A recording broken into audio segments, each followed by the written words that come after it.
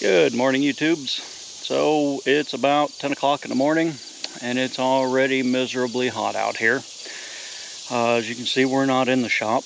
Matter of fact, we're not even going to do a motorcycle video today, mainly because, well, I'm still waiting on motorcycle parts. So in the meantime, what I'm going to do, some of you that know me already know I live off-grid.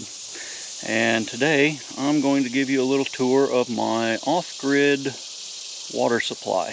Show you how it works, where it's at, how it functions, and you know, if you're looking to do something, might help you out a little. Stay with me. Alright, so let's give you the nickel tour. So this is my 1100 gallon tank. It's sitting up here. This is all this that you see all up in here, all this rock face and whatnot. That's all part of the mouth of a small cave. Okay. I pump water out of that from a fresh spring from these little, they're Harbor Freight specials, or I don't know, 20 bucks a piece or something like that. Supposedly 1,000 gallons per hour. Yeah, we'll see. I power all of it with solar. So I've got a couple of batteries here.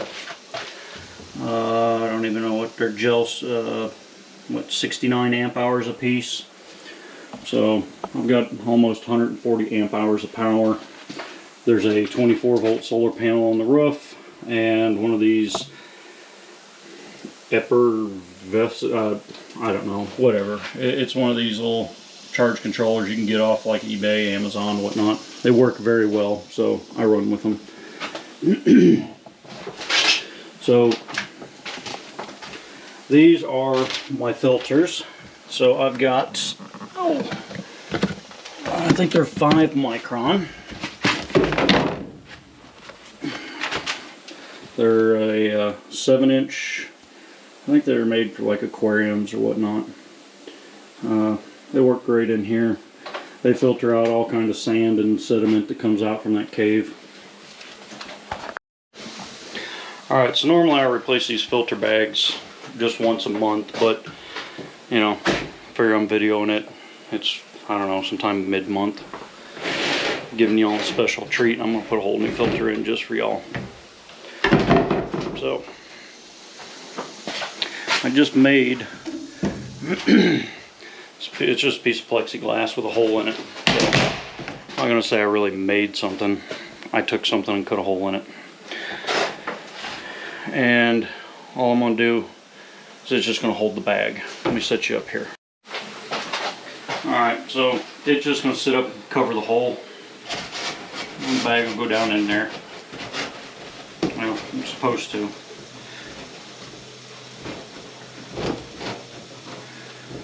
Go, and it just sits up on the top, and here's my hose, stick her down in there. So I've got that hose, or I've got that pump down there in the cave, in the water, obviously, coming up through this hose, and I've got it hooked to this little light switch right here, and I'm just going to go ahead, purge it, let it get out all the rocks and sand and whatnot that it sucks up at the beginning, and then we'll throw it in here.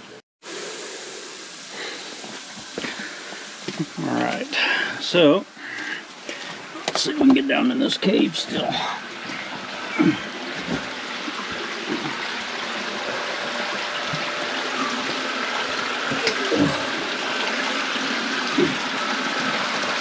Alright. Some light in here. So as you can see, this cave is not huge by any stretch of the imagination. It's fairly small, but let's see if I can, it's got a lot of water that flows through it here most of the time. You can see the pump that was inside. I always keep a couple extras, just, you know, they're from Harbor Freight. For those of you overseas that don't know what Harbor Freight is, It's basically cheap Chinese stuff sold in a store. So keep a couple extras. I got a 12 volt line inside this little steel jacketed hose here because I had problems with mice chewing on it. It goes up through the hose, up through the rocks, and up into the tank. But it just sits here all year round. I never pull the pump unless there's a problem with it, and that, I mean, it rarely happens. This is probably the third pump in, I don't know, 8 years that I've had in here. So they're pretty resilient. They they work pretty well, and I've not had too many problems with them. And like I said, their Harbor Freight pumps are about $20, so whenever I go to Harbor Freight, I just pick up a couple extras just in case. Alright, let's get back out of here.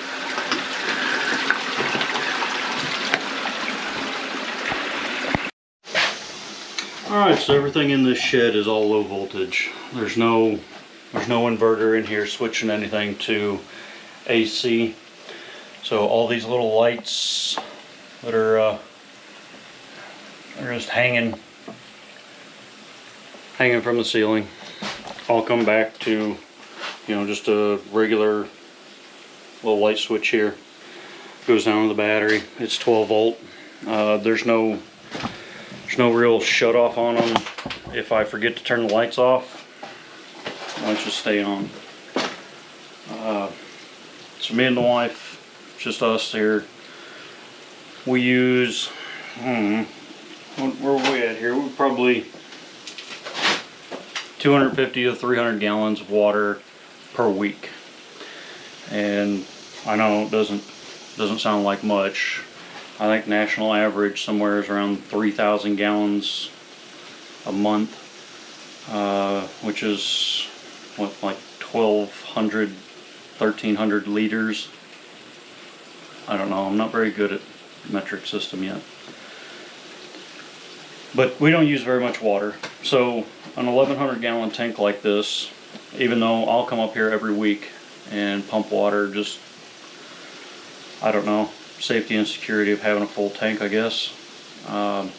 There has been years in the past where we've had really dry weather and ended up, you know, not being able to pump water. Now, of course, with the storage tanks I had enough to use it, but I had to wait until we had some good rains to go ahead and pump water again. So I like to just keep it full. For any of you that are thinking about doing some type of a, you know, water storage, you know, whether it even be, you know, rainwater collection under your gutters, I do suggest filtering it. Now the water here is very clean.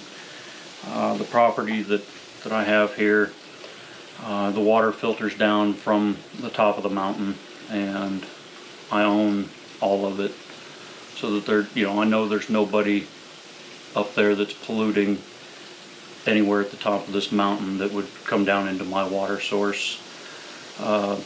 We use it for cooking, cleaning, showering, toilet flushing, anything we use, you know, for actual drinking water. We run it through a Brita filter system.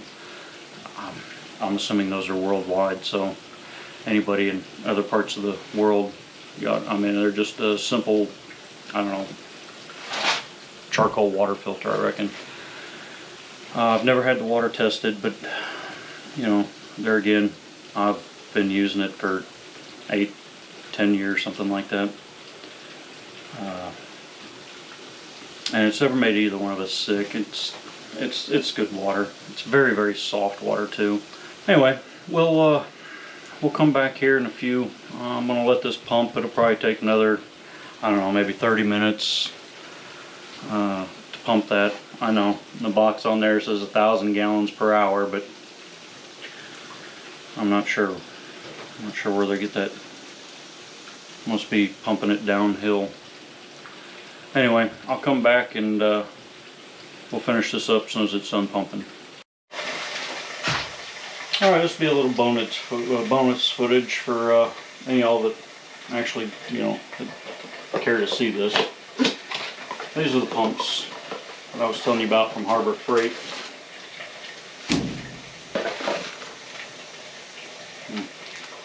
Probably instructions. Alright. So, as I said, I'm on my third pump on these here. Let me get this down here. And this is how you get them. There's no ends on them, just positive, negative wires just hanging out. You just wire it to your boat, supposedly. I've got it wired to probably an extension cord that was cut off. It just sits down there in the water. It's got a strainer here. You can probably pop it off. It's a pain in the butt. I ain't gonna do it. But the first pump, that I lost was due to mice. Well, I'm assuming mice. Hell, I don't know. There was something down in there, and it come right here and chewed through the cord. Now, I could have taken all this apart and, you know, tried to solder in a new cord, or, you know, new wires, whatnot, but it just wasn't worth it. So I yanked it out. It had only been in there maybe 6 months, maybe a year, something like that, I don't know. So it hadn't been very long. Replaced it with one, and that's why I put the stainless steel hose over the top of it, just try and help protect some of the cable. And it ran, I don't know, probably close to 6 years, and come out one day and it just turned the switch on. It just didn't do anything. It didn't pump, didn't try to pump, just nothing. And so I went ahead and replaced it, but I took it apart, and there's like kind of like a ceramic bearing in the bottom of it. I don't know, maybe it's not ceramic, it looks ceramic. That water from sitting in there all the time, I guess, I don't know, maybe age, the seal on it went bad.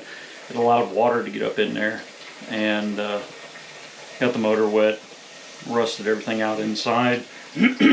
Maybe sand got into that bearing, I don't know. Whatever it was, it locked it up. But, you know, somewhere around 6 years, that maybe 5 years, I don't know. Ran for a long damn time. And for $20, you know, it's hard to complain about that. So, like I said, I always have extras, because you never know. And so I went and put a new one in, and that one's been in there, I don't know, a couple years now anyway, and still running strong. But, you know, I've got a couple just waiting for it to go out, and if it does, they're not hard to switch out. You know, like I said, it's just a couple, you know, positive and negative, that's it.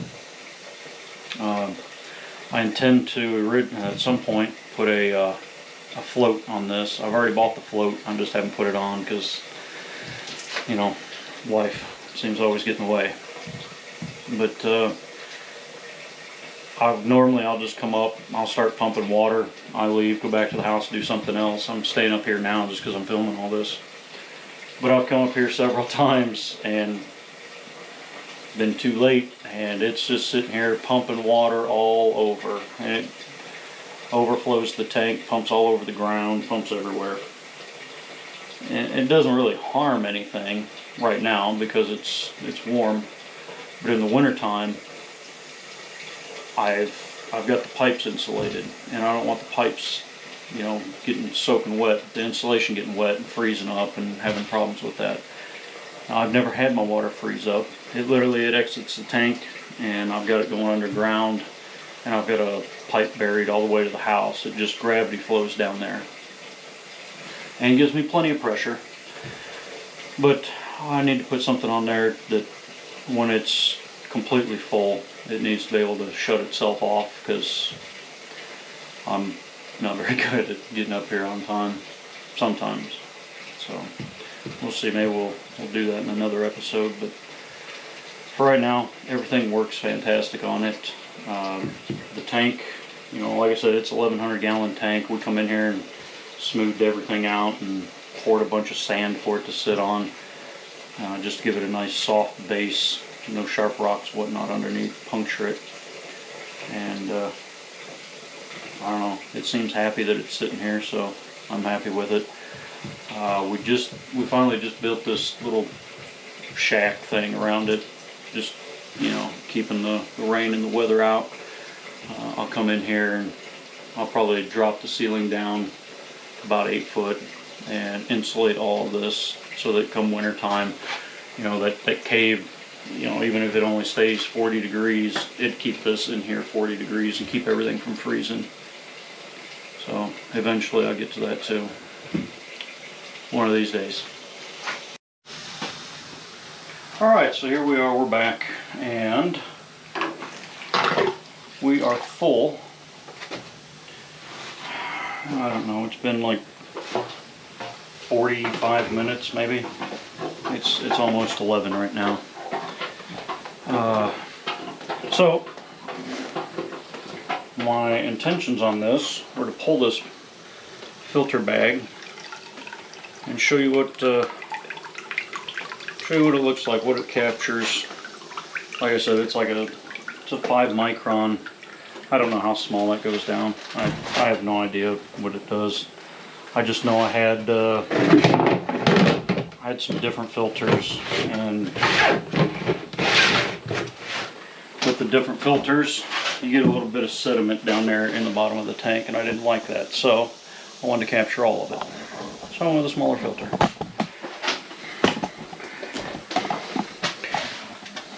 Okay, so there is the bottom of my filter right there.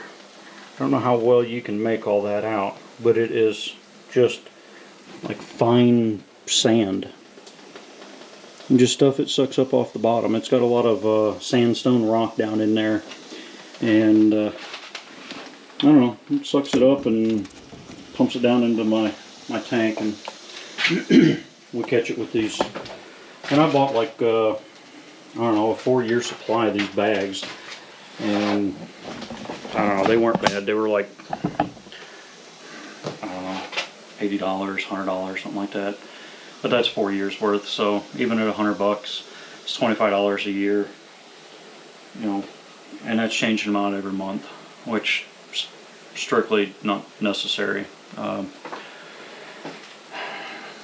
don't know. It seems like they flow better if you keep them replaced. Which is not really a good way to clean them out.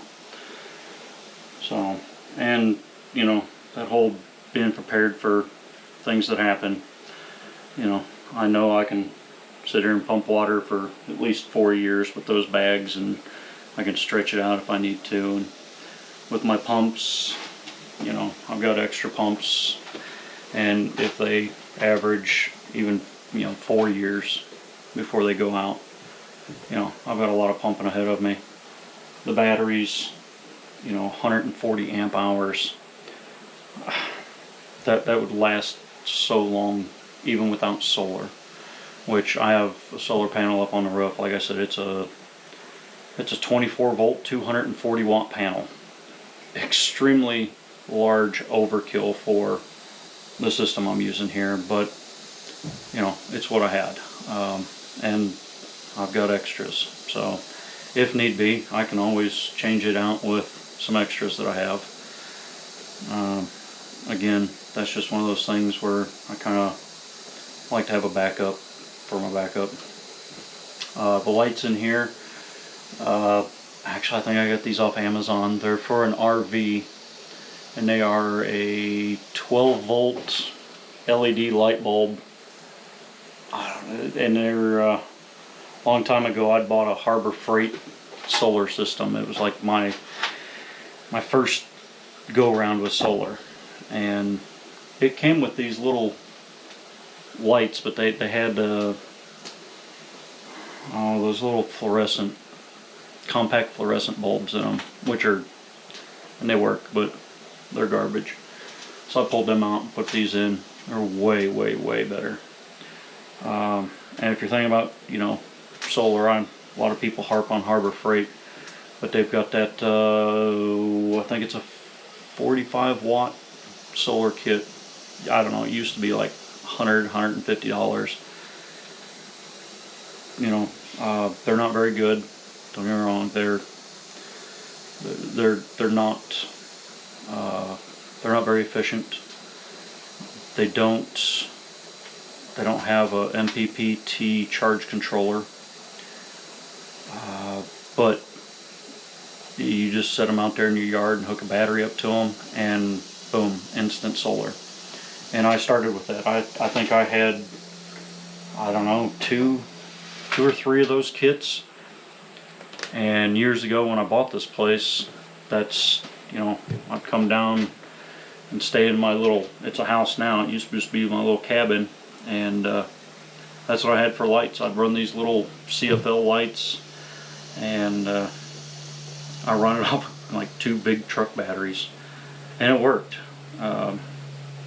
Obviously it's not something you're going to have running your whole house, nor was it ever meant to be. But for the application like what I have here, you know, I could have run, and used to, I'd run a red top Optima battery with 2 of those Harbor Freight solar panel kits out there, and it worked fantastic for years and years and years. But they come with like a, well, the old ones came with a PVC kind of frame, and evidently after like 8 years out in the sun, it breaks down the PVC and the frame started falling apart, and I needed to build something anyway, so I went with a whole complete new system just because, you know, reliability. But don't be afraid of those little Harbor Freight kits. You know, they're not very good. They're probably a little overpriced for what they are, for being 45 watts. But if you're looking to, I guess, get trained up, or, you know, have a little starter kit for solar, it's an excellent way to go. So, alright, enough rambling on. I'm going to get on out of here. I got other things to do. So, hope you all enjoyed this video. If you did, give it a thumbs up. Hey, if you didn't, you know, I mean, I know motorcycle content usually, but I figure I'll broaden my horizons. Thanks, Greg. If you do like it, you know, maybe I'll do a couple more little videos here and there around the house. You know, living off the grid. Some people are interested in it. Some people aren't. You know, it's not everybody's cup of tea. So, till next time, we'll see you.